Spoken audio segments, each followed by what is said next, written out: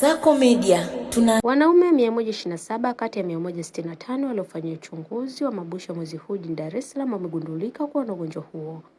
Hata hivyo 27 kati ya waliogundulika kuwa na mabusha tayari wamefanyia upasuaji na wanaendelea vizuri. Akizungumza na waandishi wa habari jana Januari 8, 2026 wakati wa kutangaza kambi ya uchunguzi na ufanyaji upasuaji wa mabusha bure iliyoanza Januari 5, 2026, mganga mkuu wa mkoa wa Dar es Salaam Dr. Mohamed Mang'una amesema wagonjwa hao waligundulika baada ya kufanya uchunguzi katika kambi hiyo inayoendelea. Amesema katika kambi hiyo watafanya uchunguzi wa upasuaji bure hadi Januari 30, 2026 na nukuu, baada ya muda huo wale watakaohitaji kufanya upasuaji wataendelea na utaratibu wa kuchangia kama kawaida, amesema.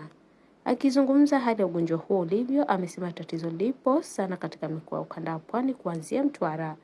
Nikusihi mtazamaji wa Kasako Media kwa update zaidi, unaweza kutufuatilia kupitia mitandao yetu mbalimbali ya kijamii ambapo Instagram na Facebook ni Kasako Media.